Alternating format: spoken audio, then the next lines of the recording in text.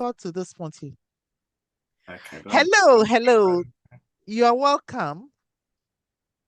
You are welcome. Oh, wow. Hello, Mr. Eni Osung. You're welcome to my channel. So Yeah. today we're going to be talking about the book you published for me, which is Mommy, What is to Decay? So I would like to talk about my book, but before then, I would like you to introduce yourself as to tell us a little bit about yourself. This is the hardest part of the job, of the interview by far. Talking about myself is, of course, I like doing it, but it's always hard, right? Now, for all this worth, my friends, I am Eni Osung, and my company is called Global.media. You might see my logo behind me. I guess I lived a blessed life. I started this company, 10 years ago now, in 2015. So I had plans to help people to become well known. We'll make you famous is my tagline.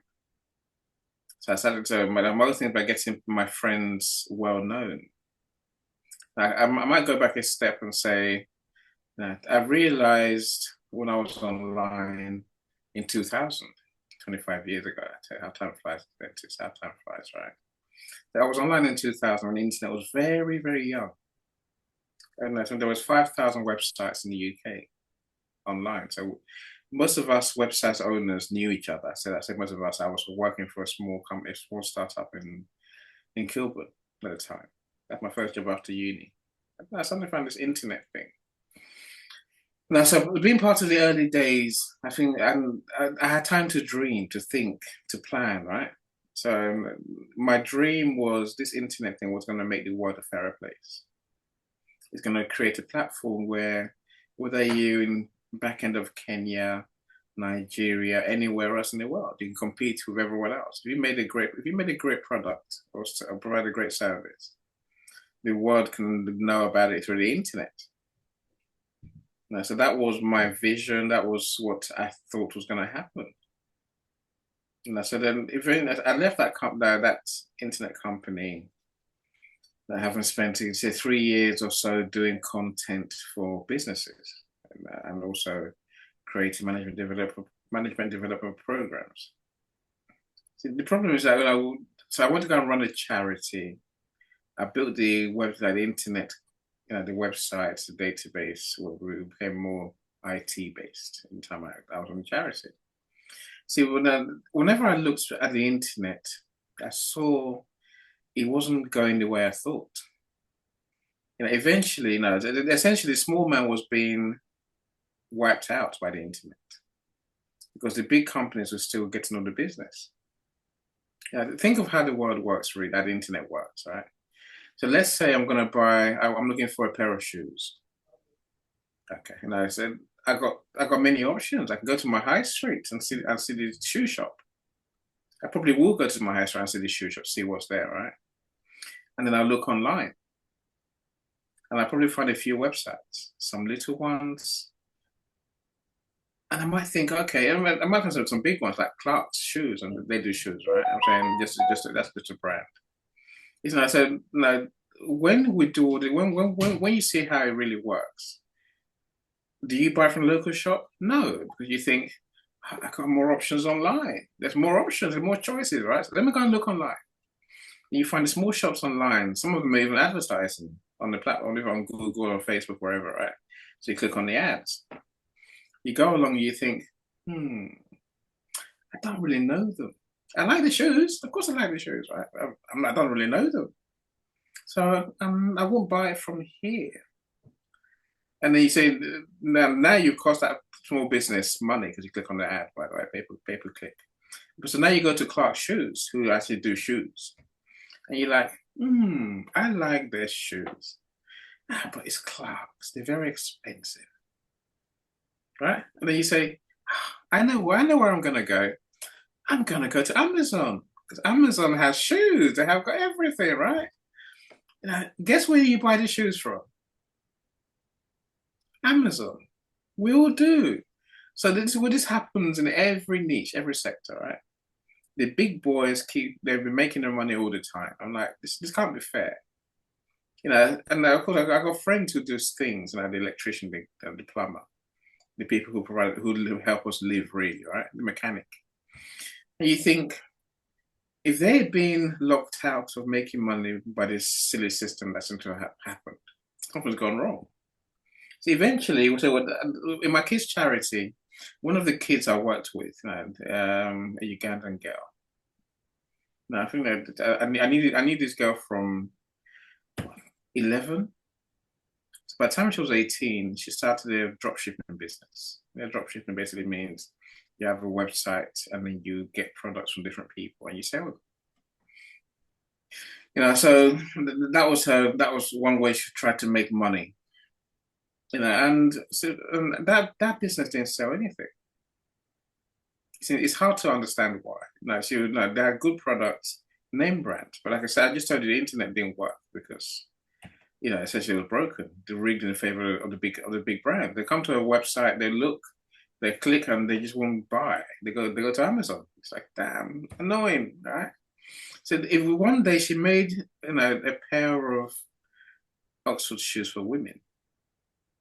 If you know Oxford shoes, you know they're quite posh shoes, right? Handmade shoes, but made professionally. He had a Union Jack on the sole, because it was aligned to the London 2012 Olympics. Lovely shoes, truly lovely. Maybe I'm a shoes person, right? And not many make women's Oxford shoes because they're normally men's things, right? For men's suits. But she made these lovely shoes. You know what, dentist? She couldn't sell a single pair. It broke my heart. She couldn't sell a pair. We tried. I was there. We did email, we did social media, we did the website, we did ads. She couldn't sell a pair. And that's why I got into marketing, into how to make people more seen and more heard. I took on the mission to basically make the internet work for the small man. So part of the and the answer I found was you have to do many things together. There's something called the Big Four. Everyone must do. The Big Four says you have to have a website that drives traffic. That's number one. Second thing you must have is social media because you want to be seen amongst where everyone's looking at stuff, right? The third thing that you must have is email marketing because you want to keep in front of people's inbox.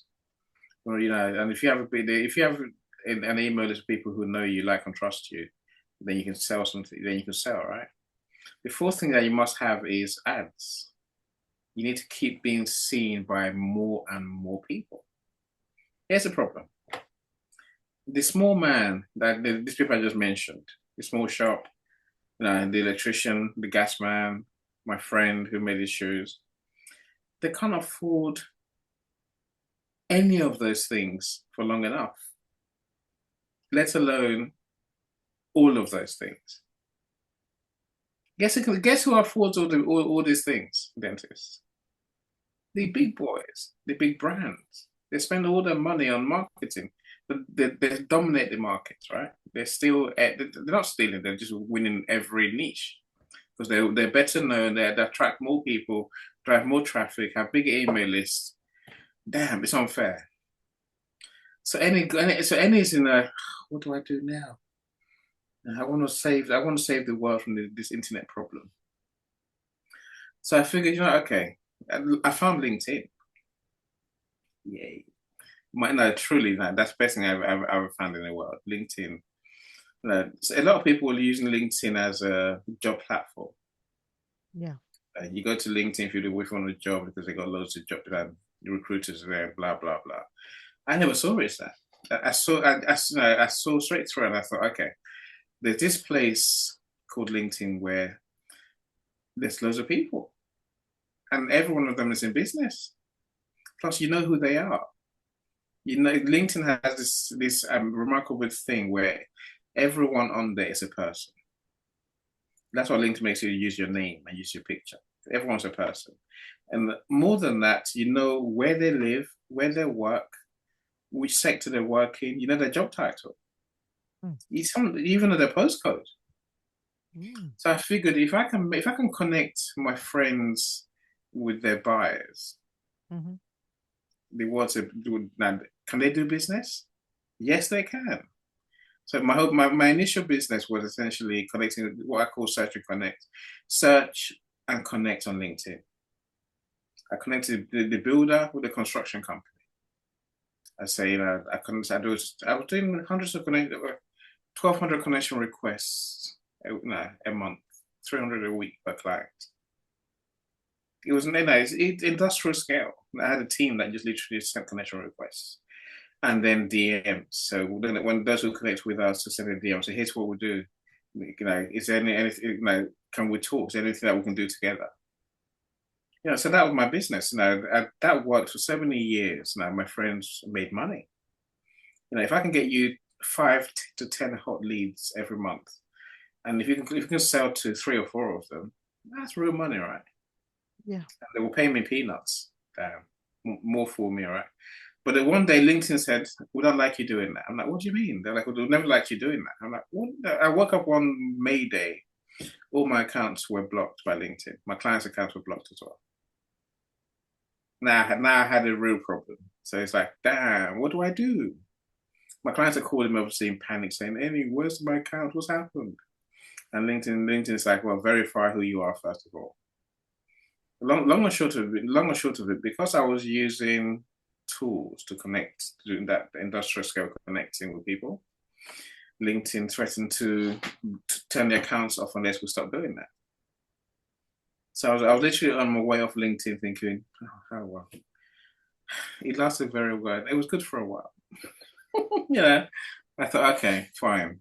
Okay, maybe I can do email marketing on a big scale, right? So I tried doing email marketing. Now, essentially, I thought, okay, let me find the people on LinkedIn my clients want to connect with, get the email address of LinkedIn, of the profile, and then email them and see what I can do what I was doing before. That was a long process then, to say a long process. So that wasn't going to work.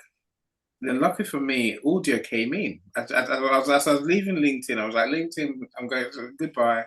Unfortunately, but we have to break up, right? So that's when this audio thing was being tested. I'm like, oh, I like the sound of that. Because I spent some time in Clubhouse. Clubhouse is the biggest audio platform. But it's not LinkedIn. It hasn't got a database that LinkedIn has. So literally, I saw the audio thing and I thought, okay, rather than doing one-to-one connections, I can do one-to-many. If I can fill a room full of your target audience and then you come and talk to them, what can happen? What magic can we do? Dentists, now you and I have worked together, so you know how this audio thing to work, right? It's like a dream come true. So I've just run with it for years and years. And so maybe the last I'll say when you say, who am I? Tell me about yourself. I said now they call me the audio room godfather. Yay! Right. Godfather. The simple reason is because I do more audio rooms than anyone else. That's very true. For the last 2.5 years, I've done audio rooms like. I don't know how you do it. I come to each room and that's any. And It's I know a vision. and then there are times you come in, even though you're not on stage, you are recognized. And I love it when the host or hostess recognize that you've opened a door. You're a visionary and that you were the original and they pay their due respects. I find it very elating that they realize they've learned something from you. So I believe that's a very good legacy. So I'm sure you must be very proud of yourself. Of course I'm proud. I feel blessed. That's what it is, right? If you'd asked me 3 years ago, Andy, what are you going to be doing in 2024? I would not have said what I'm doing. I wouldn't have said audio and books. I wouldn't have said those two things at all. So I wasn't even, because audio didn't exist on LinkedIn. So I wasn't doing that. I couldn't have seen it. And the book thing hadn't even started yet for me. So I feel truly blessed to find a way that can help people that they truly appreciate. they appreciated enough to pay me good money. So which is thank goodness for that. Marketing was all right. I was making some money, but it was never, it was never consistent enough for me to feel secure. So anyone in business understands that problem, right? I think when you find something that makes you feel like you've arrived, that's what we're all here for, right?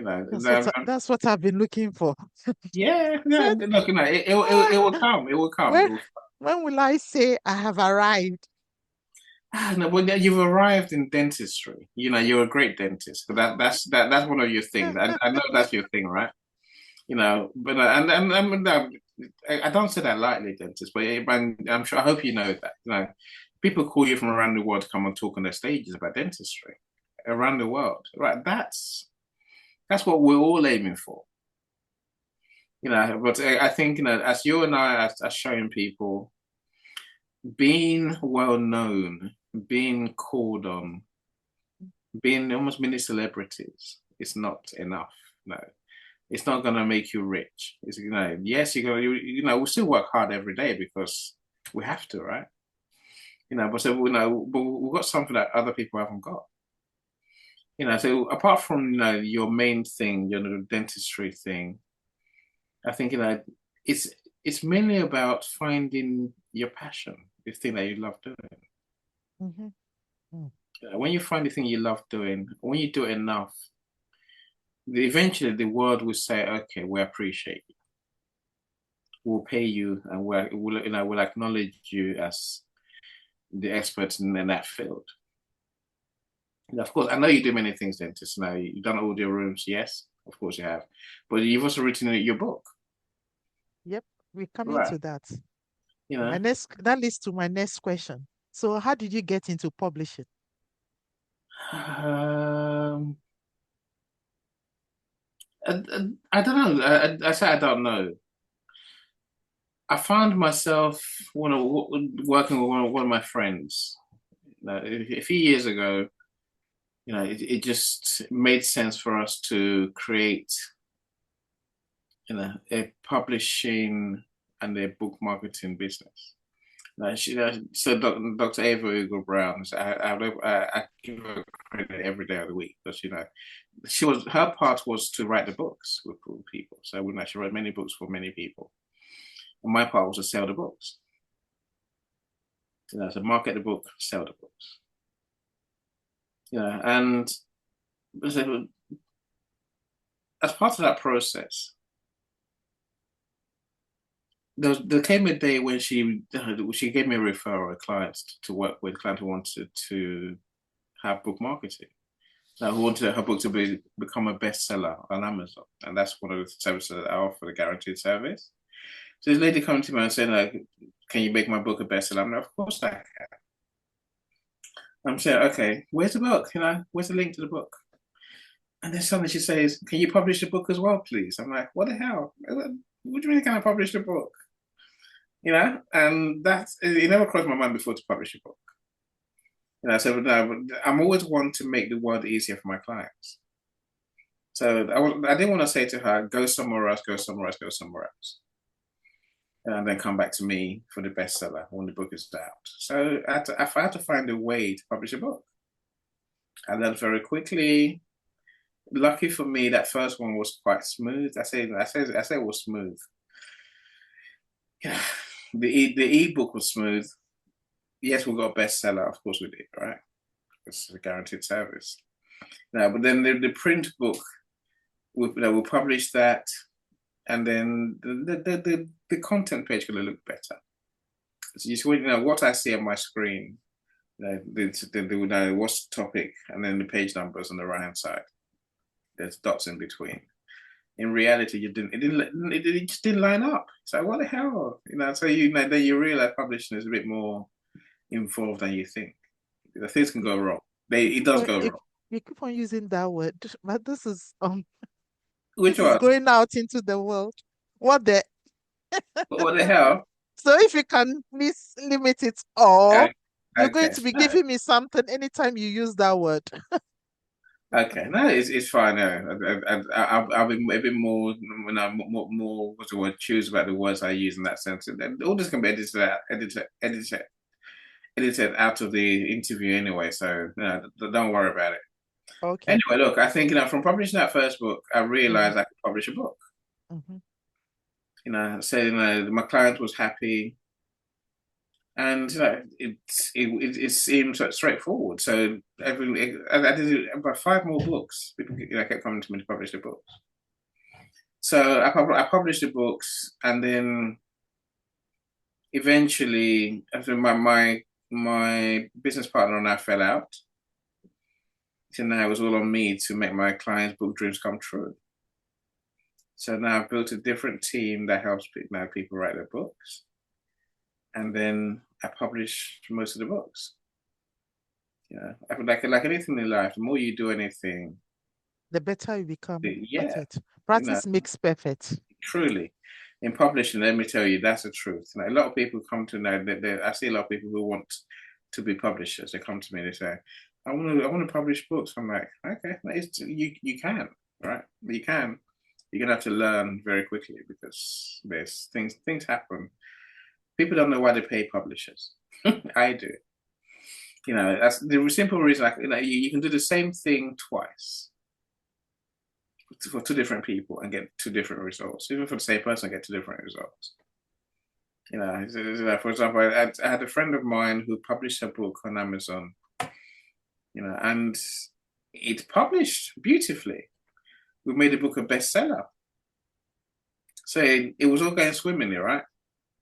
And then we came along to then we helped her get a bestseller award achievements. And to become she became an international bestseller. So we tend to stick the badge on. So if I use your book as an example, you see there's a gold badge there somewhere. A gold badge there, right? There's no, and this is your book, by the way, where you know that already, right? So we stuck the badge on. So the world knows it's an international bestseller. And Amazon said, no, you can't publish a book. Why can't we publish a book? We don't like the cover. Of course, now she's going very annoyed. It was hysterical.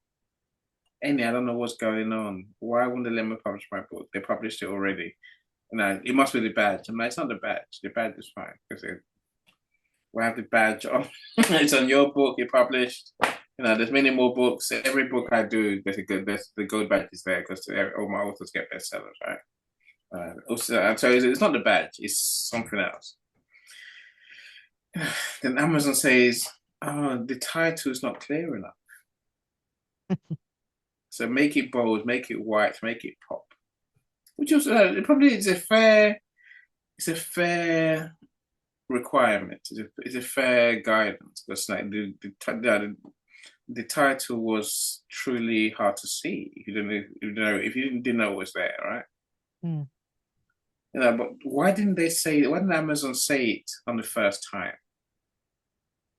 Why would you let the book go on the shelf as an e-book, as a print book, and then start complaining at a later date? That's a wisdom of publishing. You can do the same thing over and over, and then suddenly the process breaks down, and now you're panicked. Those who know publishers know how to fix the problem. Mm. I may say there's also a thing about publishing as a thing for people. Mm. A lot of people want to write books. A lot of people. We're talking 8 out of every 10 people you meet want to write a book and That's publish true. it. Yeah. Right. But in reality, 1 out of 10 people probably actually get to publish a book. Mm. So lucky for us, the world has changed. Now we don't have to go to the big publishers. I could name a good few of them, but now the big publishing houses, they're still there. Mm. So the people used to go to them because publishing house will give you an advance. They'll buy your book off you. They'll take it off you. They give you money and say, right, okay, we'll publish it for you, but here's some money. Let's payment.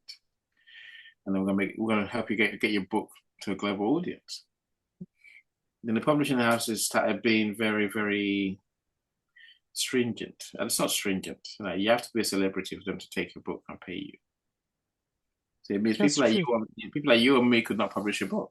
Because unless you're willing to pay them £30,000 and give up half your rights to the book. It's just to me, that just sounded unfair. So lucky for us, we live in an age where people like me can publish a book at a fraction of the price. And I'm not going to judge you. If you have a decent book, I'll publish it. I'm not going to insist that you're J.K. Rowling or Jeffrey Archer. That's the mega authors. So people like me are trying to make the world a fairer place by making our author friends achieve their dreams. And the more of them can achieve their dreams, and the more of them can build a legacy. I think writing books is such a great thing to do for humanity. Your book about teeth, I'm saying it's there forever. How to prevent a tooth decay, but and you've taken time to write it. So that's a task for everyone who has teeth. That's everyone, right? So what lessons did you learn from publishing the book? I mean, obviously, you must have read the book.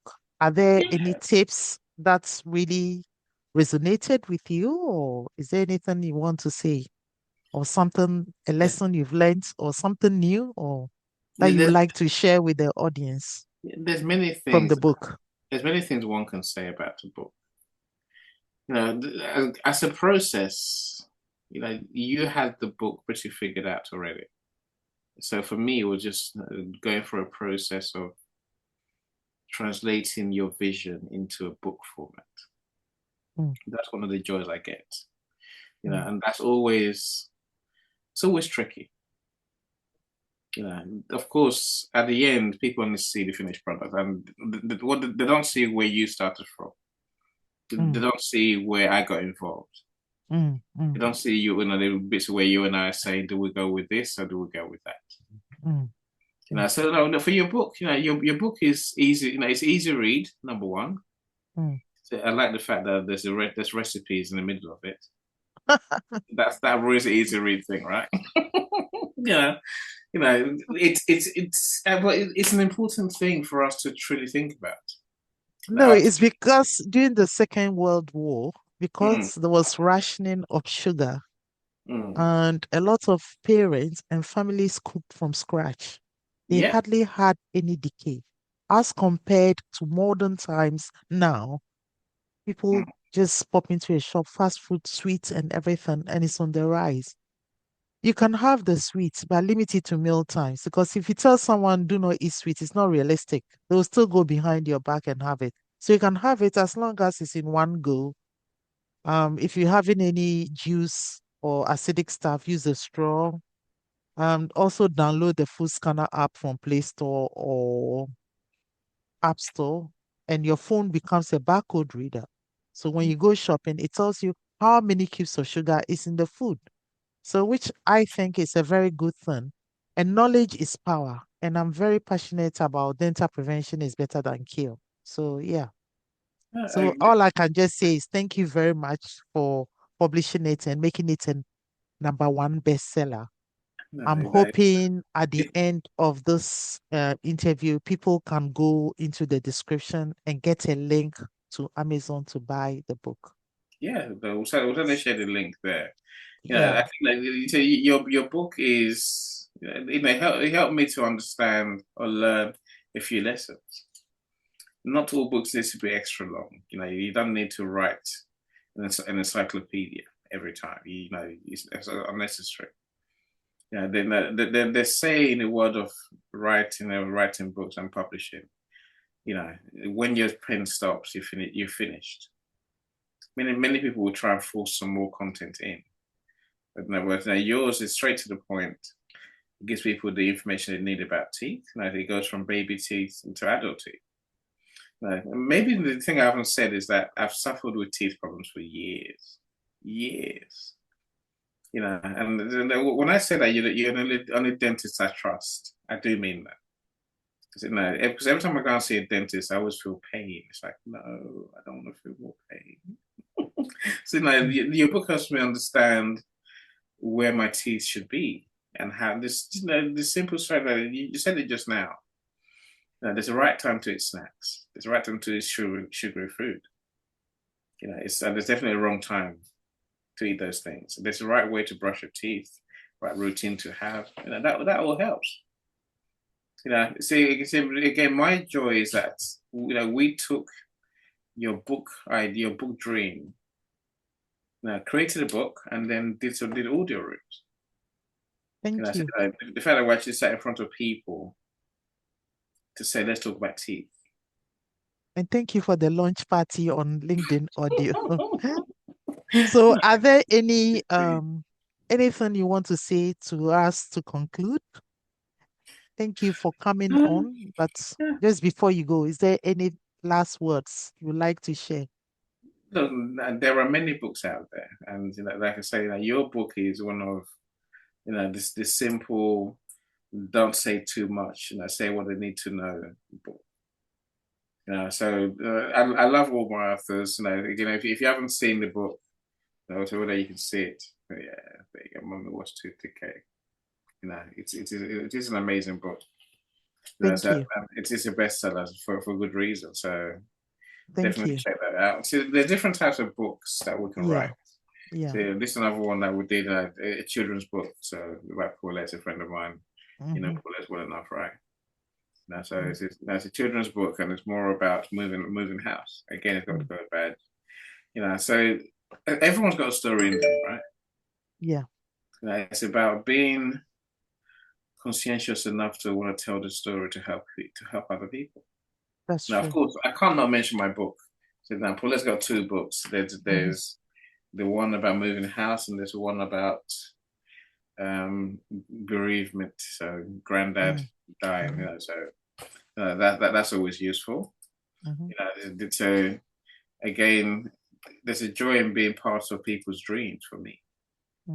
If you have a book dream, then let's talk for sure. Of course, there's my book. You can't miss my book, right? Lessons we learn from Learn COVID. from the COVID.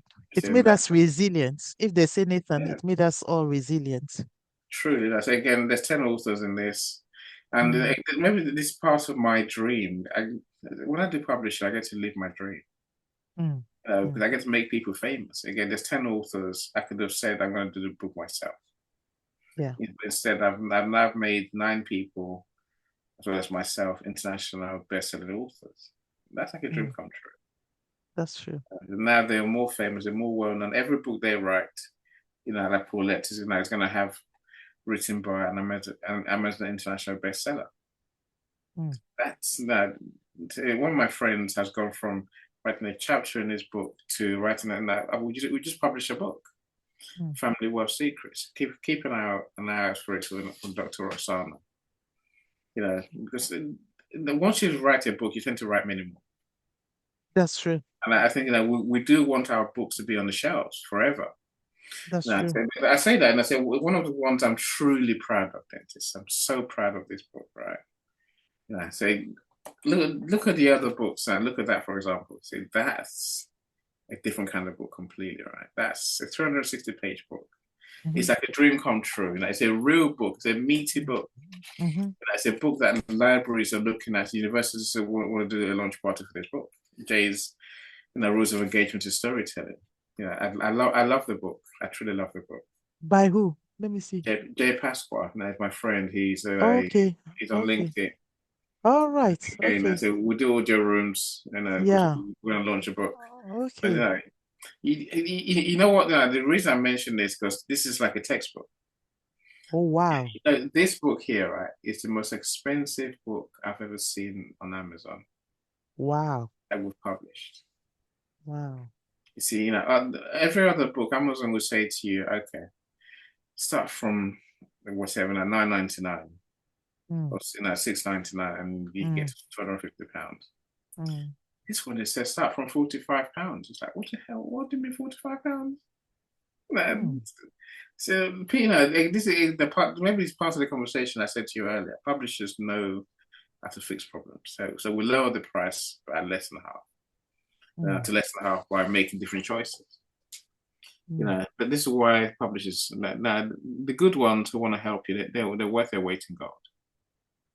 The publisher that can help you market your book again. It's worth at least having a conversation, because a lot of books dentists just die. Now you publish them, go and gather dust, never sell it, no, don't sell anymore, don't sell a copy, and just no. The good publishers will help you to find a way to sell at least some books, because the book thing is, it's like a snowball effect, right? A lot of people wonder, why do I just want to sell ebooks? Because it's like a snowball. You sell 10 ebooks. Those 10 readers, if they love your book, will tell so many more of their friends. Now their friends are telling their friends. Now your book is gaining momentum. You're getting more sales. It might be slow, but bit by bit, you're getting more and more known. Of course, if you do some marketing on top of that, you reach more people. And before you know it, people are talking about you. So then when you write your next book, one, you're more known. You have more credits in the bank with people. They know who you are.